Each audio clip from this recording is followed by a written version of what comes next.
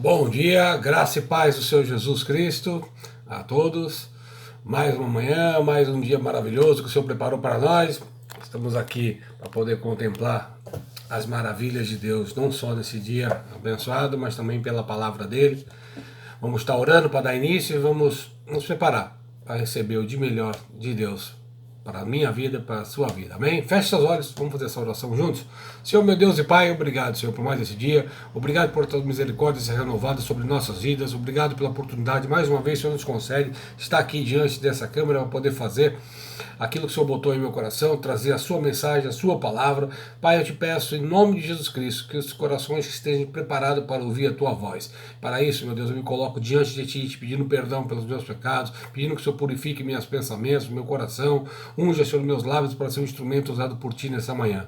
Opera, Senhor, maravilhas na vida de todos, Senhor. Cura, liberta, transforma, salva, Deus, em nome de Jesus Cristo. Que essa palavra, Senhor, venha a ser para a honra e glória do teu nome, que vidas venham ser alcançadas nos quatro cantos da terra, aonde esse vídeo possa chegar. Em nome de Jesus, que nós oramos e te agradecemos. Amém.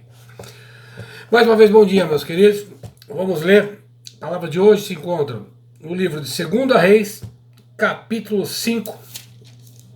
2 Reis, capítulo 5. Eu vou ler o versículo 9 e...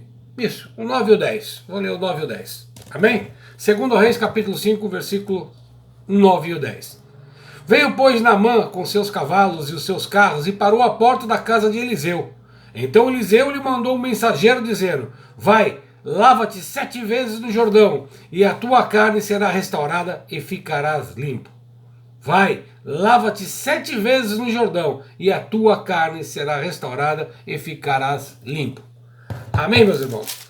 Uma história fantástica, uma história de mais um mover poderoso, sobrenatural de Deus, uma história de obediência, uma história de temor, né, diante das coisas de Deus, mas principalmente um ensinamento para nós, porque toda a Bíblia, do começo ao fim, de Gênesis a Apocalipse, ela serve de um ensinamento para nós. Todas as mensagens, seja das mais antigas, lá no Jardim do Éden, como as mais determinadas para o futuro em Apocalipse, servem para um ensinamento para nossas vidas nos dias de hoje.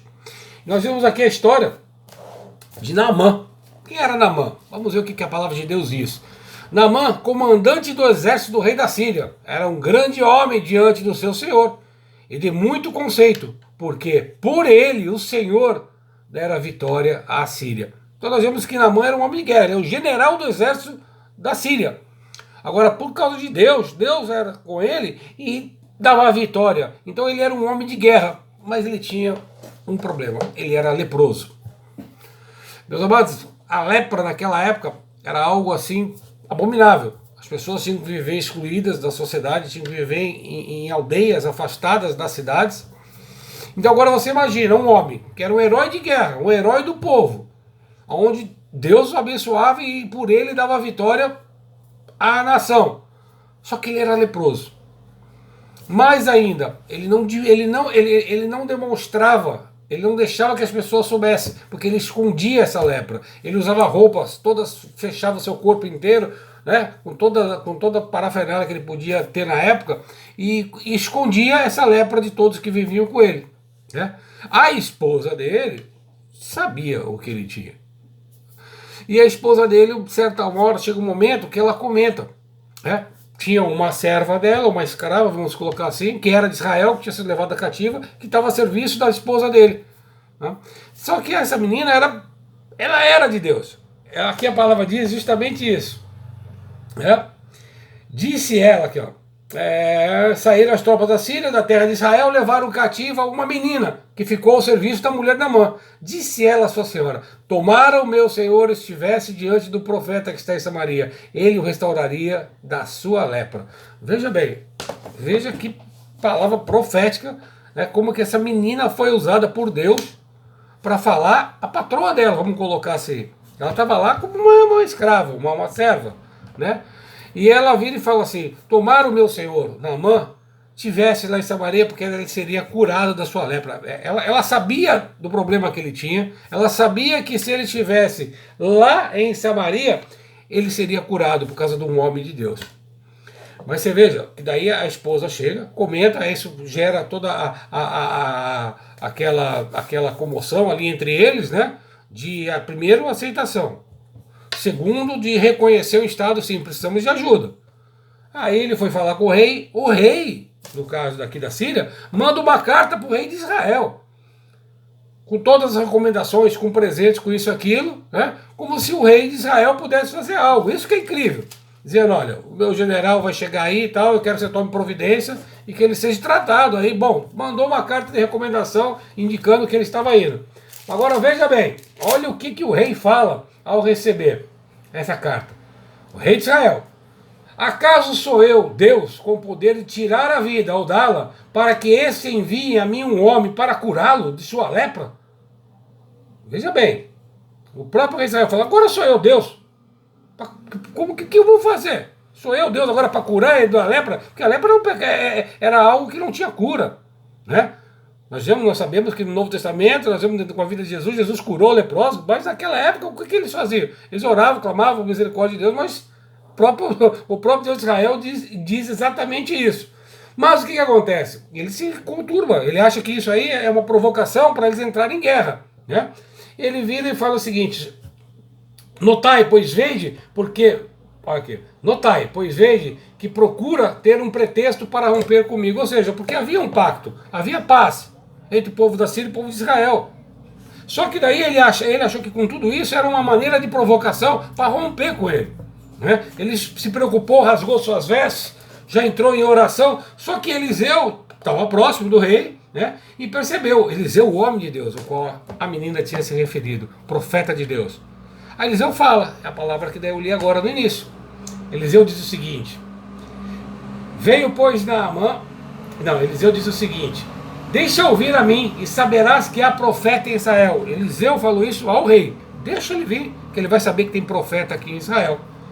E Naamã veio, pois, Naamã com seus cavalos, seus carros, parou à porta da casa de Eliseu. Então Eliseu mandou um mensageiro dizendo: vai, lava-te 7 vezes o Jordão, e a tua carne será restaurada e limpa. O que aconteceu? Eliseu, um general, com carta de recomendação, com cavalos, com carro, com toda aquela escolta junto com ele, toda a comitiva que foi junto com ele. Ele chega com toda a pompa e formosura, para na porta do profeta. O que ele esperava? Um homem leproso, mas poderoso. Ele fala: poxa, ele me manda um mensageiro para dizer o que eu tenho que fazer. Nem sequer teve, a pachorra, vamos colocar assim, falando com as minhas palavras, de vir até a mim, de chegar diante de mim, de levantar as mãos para Deus, orar e me tocar e ser curado, né? Aí me manda me lavar no Jordão, esse rio sujo que tem aqui. Aí ele fala, porventura, não seria? Ele fala 2 nomes dos rios. Olha, ele comenta bem aqui assim, ó.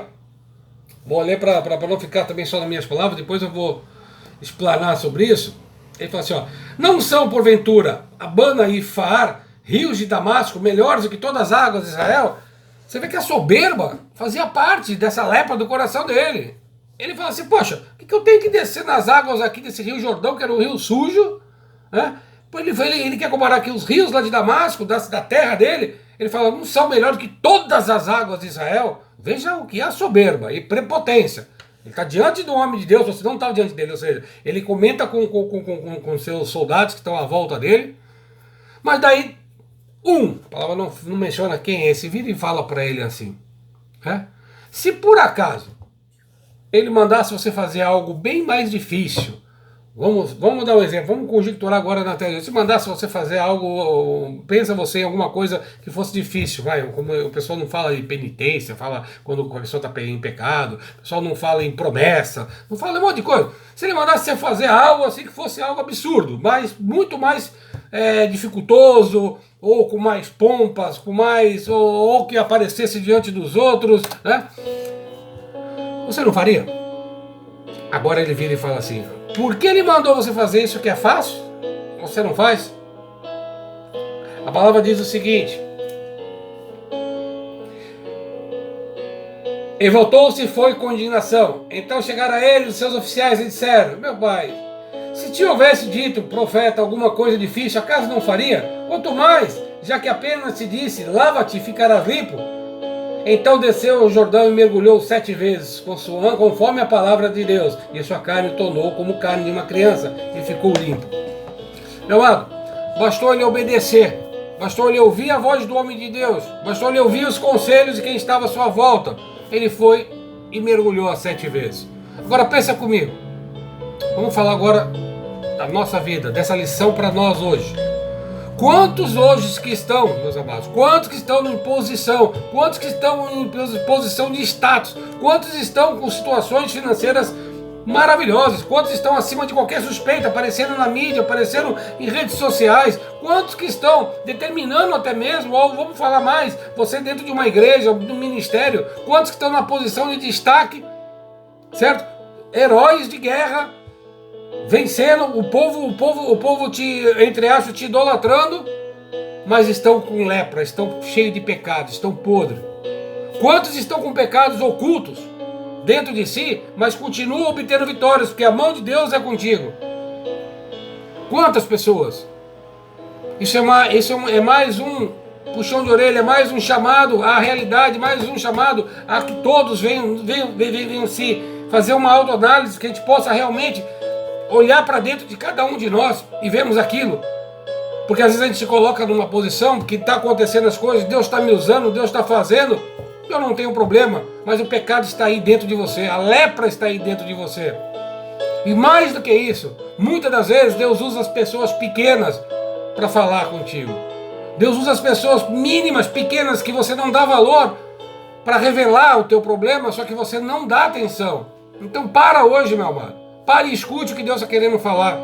Deus quer te curar, Deus quer te libertar, Deus quer que você tenha dupla honra, Deus quer te trazer a um local onde você não possa sair nunca mais, que é no centro da vontade de Deus. Que você escute da mesma maneira como foi com Naamã, que Deus faça contigo.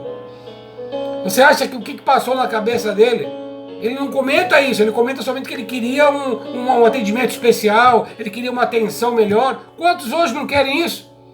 Quantos hoje estão fazendo a obra de Deus, mas querem reconhecimento e não conseguem ter, e questionam muitas das vezes? Poxa, eu fiz isso, fui lá falar, não me deu atenção, mandou lá o obreiro vir falar comigo, pensei que o pastor vinha falar comigo, mas não veio falar comigo, mandou a menina da secretaria dar um recado para mim. Quantos que não estão agindo assim, em situações onde o problema está dentro de vocês, dentro de nós, ou seja, melhor dizendo, o pecado está em cada um, e muitas das vezes está oculto. Deus quer que isso venha à tona.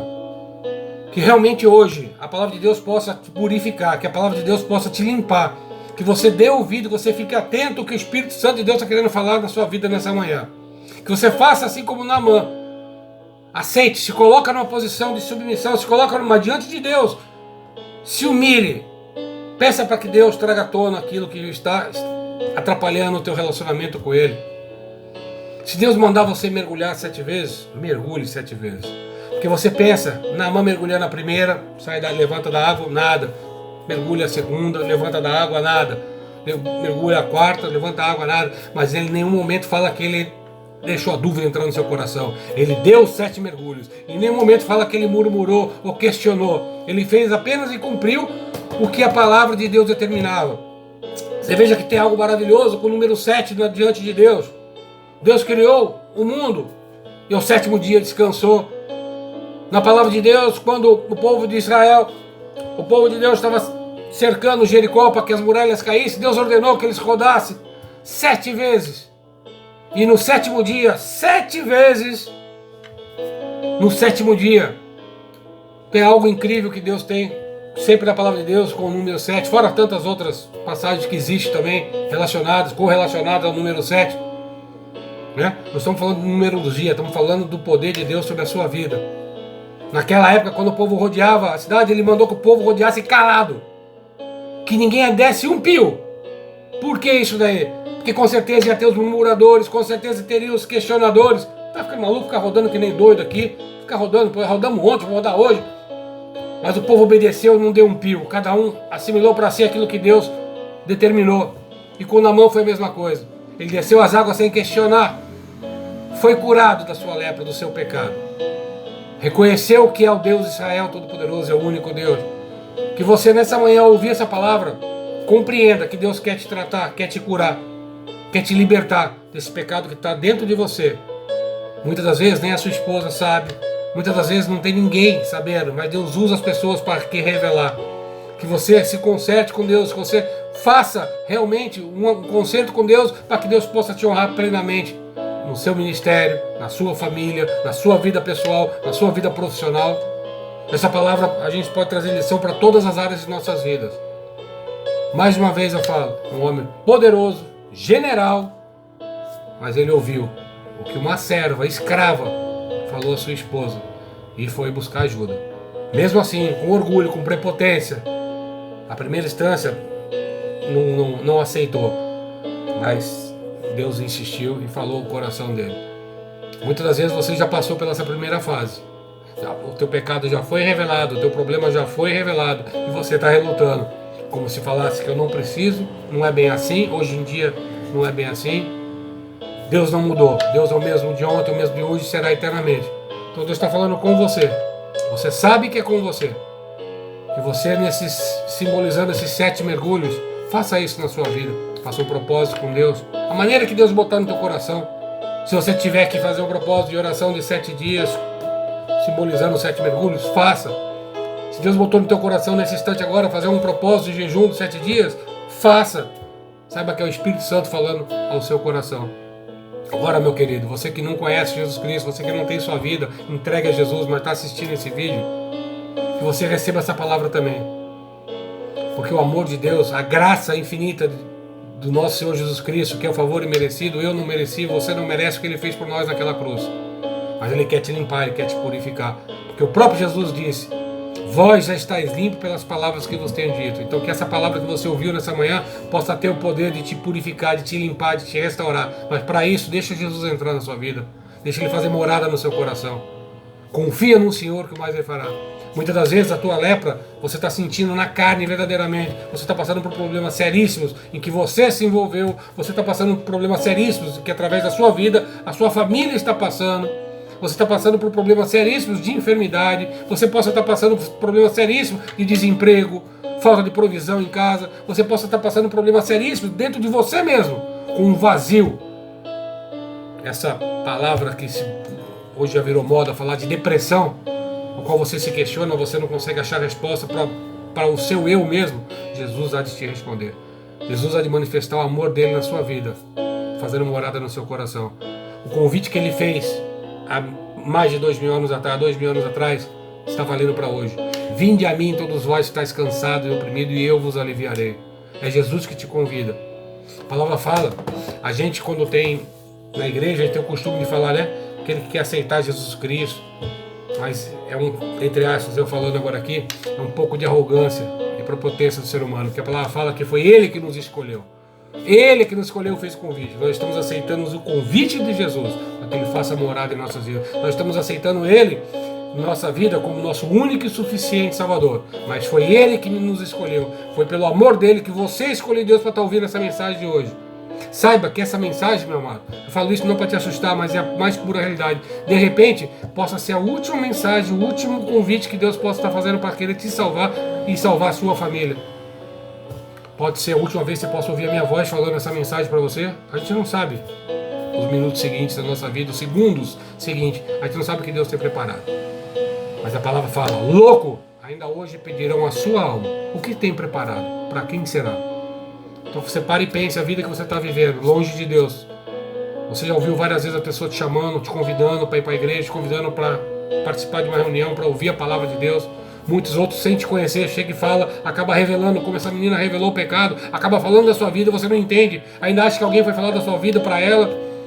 Quantas vezes você já não foi numa igreja como convidado, chega lá, o pastor fala tudo aquilo que é a sua vida. Você ainda sai lá desconfiado, achando que quem te convidou contou antes para o pastor a sua vida e você ainda se revolta mais e mais. Quem é campeão de fazer isso? É Satanás. Satanás ele tem o poder de deturpar, de mudar a palavra. E até a palavra de Deus ele muda para chegar no teu coração. Para isso, por isso que Jesus disse, conhecereis a verdade e a verdade vos libertará. A verdade é a palavra de Deus. Quando Jesus fez oração ao Pai, ele falou assim, Pai, santifica-os na verdade, pois a tua palavra é a verdade. E mais ainda, quando ele diz assim: se vós estiveres em mim, a minha palavra estiver em vós, pedireis tudo o que quiseres e vos será feito. Então que você tenha consciência, tenha plena certeza, convicção. Mais do que isso, você tenha a fé na palavra de Deus, que ela é viva e eficaz para transformar, para curar, para resgatar, restituir tudo aquilo que o inimigo tentou roubar da tua vida um dia. Que Deus te abençoe, que você possa procurar hoje mesmo, uma igreja mais próxima da tua casa. Hoje, quinta-feira, tem culto.